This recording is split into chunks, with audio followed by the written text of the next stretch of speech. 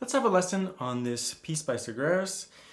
And if you can follow the lesson for free and just pick up all the tips if you have the piece in a different book. But if you're interested, this comes from my grade 5 repertoire lessons book. And in my book, there's a few pages of lesson material that comes before the piece to teach you some concepts and ideas before you approach the performance edition. There's a link for that underneath the video, but as I said, you can just follow the video for free. So I also have times below the video just to skip ahead. If you're only interested in the walkthrough of the piece, you can skip ahead to that. But what I'm going to do is I'm going to go over some scales for reading purposes. So just like fretboard exploration, just because throughout my books, I'm teaching students the notes of the upper positions gradually in connection to their repertoire. So we're going to do some scales, and we're going to do some of the chords from the piece. There's a number of barré chords and just other chords to navigate. So we're going to talk about learning those chords before we play the piece. That way, when you go to play the piece, your hand will be a little familiar with the shapes that are going to appear. So, scales. These scales are not really for like technique practice, although they could be. They're excellent technique work. But these are more for fretboard exploration. And because we've already covered some A minor scales in the book previously with other pieces, today's scales are going to travel up the first string and travel up the second string and travel up the third string to learn some new notes up the fretboard. So the first scale is going to be an A natural minor scale. Natural minor scales just follow the key signature. So in this case, no sharps or flats. We're going to start on this A here and then travel up the first string.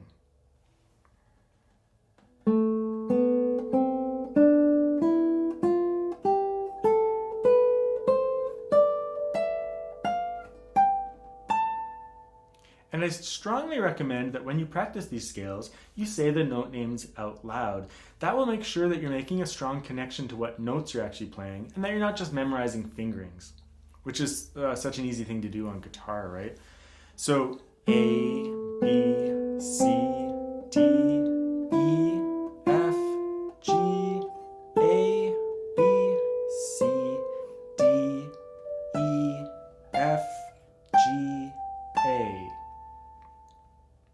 Remember when you do shifts, just keep the thumb behind your second finger, let the arm move the whole hand up the fretboard. So you just keep that perfect hand position. The next scale will be an A harmonic minor up the first string once again. So in a harmonic minor scale, we have a raised 7th degree, so it's a G sharp. A, B, C, D, E, F, G sharp, A, B, C, D, E, F, G sharp, A. This is pretty high up the neck, so you'll notice that I do keep my thumb on the guitar when I reach up there. I try to keep a good hand position, but it's a little bit tricky. I do have a raised fingerboard on my guitar, so it might be a little bit easier, but it doesn't really matter. Usually we keep our thumb here, unless we're like up super high and doing something very specific. We'll keep our thumb still behind the neck. Let's do a melodic minor scale up and down the first string. So on a melodic minor scale, the 6th and 7th degree get raised. So in this case, we're adding an F sharp and a G sharp on the way up. On the way down, it gets returned to the key signature, or natural. A, B, C, D, E, F sharp, G sharp, A, B, C, D, E, F sharp, G sharp, A, G natural, F, E, D, C, B, A, G, F, E, D, C, B, A. Let me just go through that in position marks. So first position, second position. So make sure you shift into second position. F sharp, G sharp, and then 5th position, and then 10th position, and then 14th position, and then 12th position, shift down with that 4th finger, 7th position, 3rd position, 1st position. Now, just to further explore notes on the guitar, this scale, an A harmonic minor scale, will travel up the 2nd string instead of the 1st string. A, B, C, D, E, F, G sharp, A. So again, that's 1st position, 3rd position, and then slide that 3rd finger up to 7th position. Last one, we're going to travel only up the 3rd string, just to learn the notes on this string, right? So it's a harmonic minor scale once again. So A, B, C, D, E, F, G sharp, A. So 1st position, 4th position, 9th position, and then 11th position.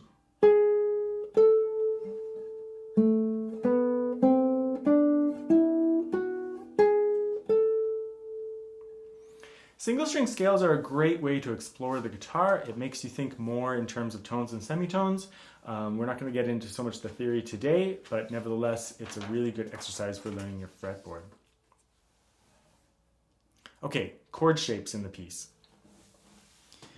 This piece utilizes a large number of chords in upper positions and barres, but none of them are particularly difficult chords. They're all pretty straightforward, but becoming familiar with them will be beneficial before you learn the piece.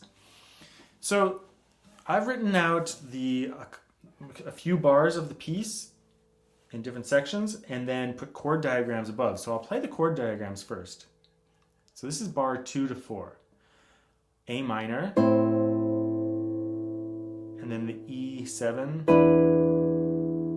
and back to A minor. Just keep your bar A nice and straight over all those frets. The actual music there from bar 2 to 4 is.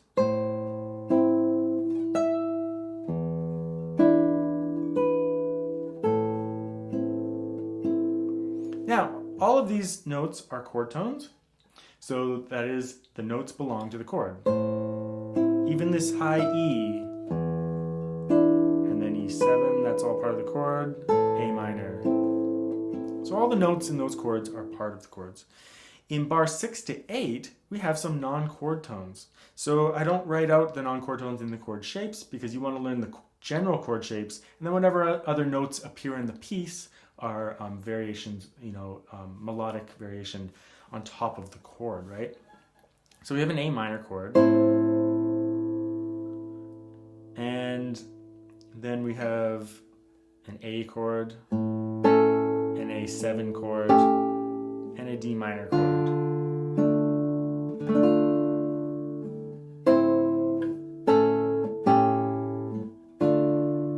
The actual bar of music, non-chord tone B,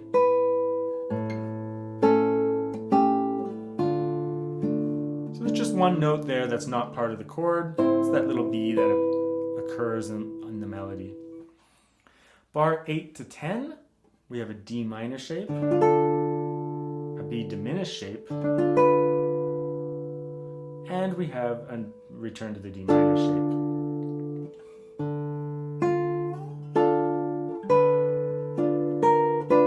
The A sharp is a non-chord tone. So is this B at the end. Whether you consider that a B diminished in the middle, it doesn't really matter. You could think of it all as D minor, just with some non-chord tones, but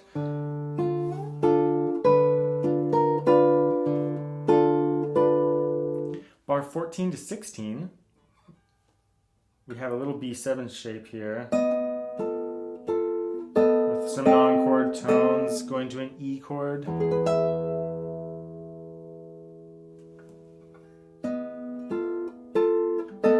Non-chord tone, return, bar at the 12th fret. When you do this bar A at the 12th fret, it's pretty high up there, so you can see my thumb really comes out. It's almost just touching the bottom of the neck there.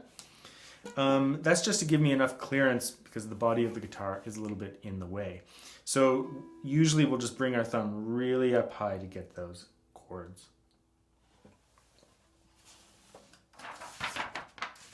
So let's do a walkthrough of the piece now.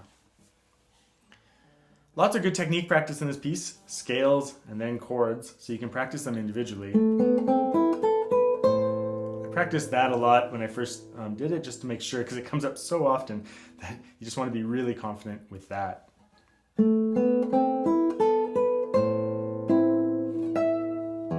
Now, when you play this note, just remember that it's tied to the next bar, so make sure you keep your fourth finger down until you have to shift back. Bass note, then shift.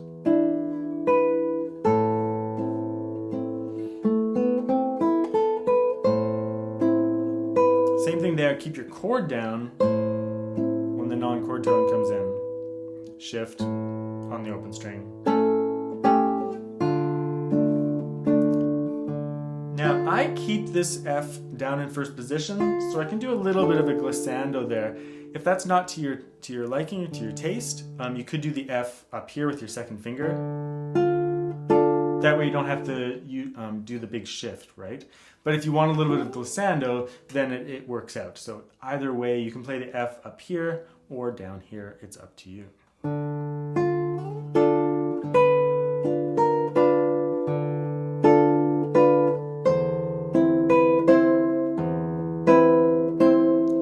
Finger down and shift up.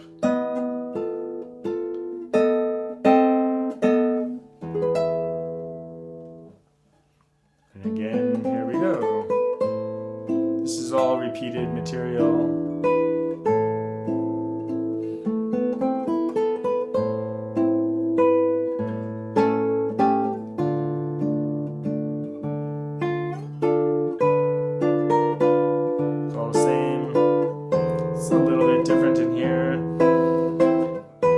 Shapes though.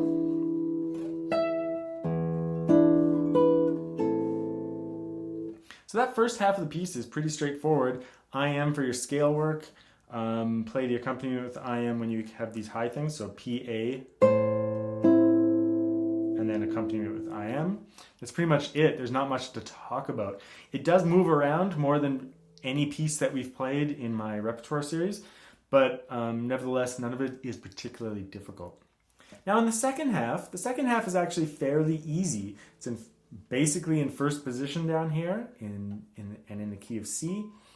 So we have A minor in the first half, C major in the second half. They share the same key signature, so it's nothing to really think about. But the only thing in this half is that you might have to decide on your right hand fingering a little bit more. And I've written out a little bit of right hand fingering, especially on the first line of the second half.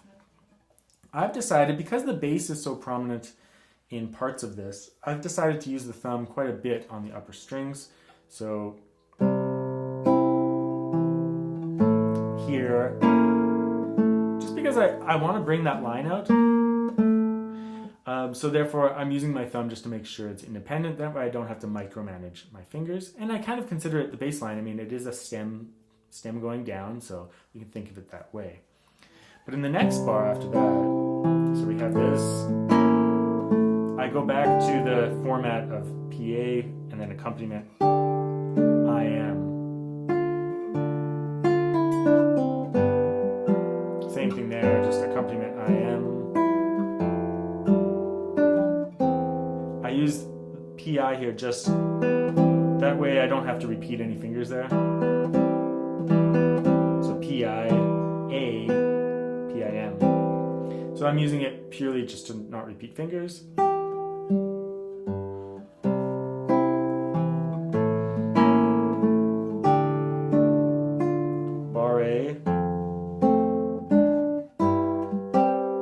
A little bit tricky. You're holding on to this G, but it's a little bit of a stretch, so you might find that a little bit of a stretch. You could let go of that G,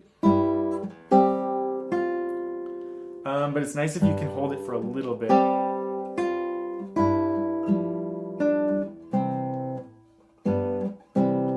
I observe the rests there by planting my right hand fingers back on the strings.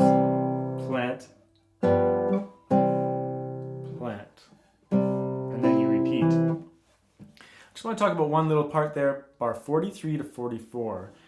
It's a little annoying to play this F with the first finger and then have to go into a bar A. I do it in the piece. I fingered it that way for the grade 5 student. And I played it like that in the video. So if you just relax a little bit there, sustain that note, and then just calmly go into your bar A, it works just fine. It's not very noticeable. If you wanted a different solution, you could do a hinge bar. I didn't include it here because I thought it's a little bit of a difficult section for the grade 5 level, but I'll just show it to you in case you're interested. You could play it with a hinge bar, so a bar that you're going to play the first finger as if it was a bar, but you're not actually touching those other strings because you have an open D ringing, so you can't put your full bar A down, right? You can't mute that string, so you could go like that. So you don't actually press your bar A down, but you're playing it with that technique. That way, the F will be ready to go on the next bar. Very elegant solution, total legato, but a little bit tricky for grade 5, so you can decide which way you wish to play that. Just play it the way I've written it on the page if you can't decide.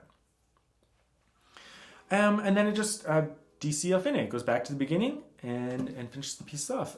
It's a wonderful little piece, perfect for this grade level. Utilizes a lot of the guitar, but none of the shapes are particularly difficult. It's a very, very satisfying piece and a great intermediate level work for performance or just for practice. Really just works out on the guitar, just lovely.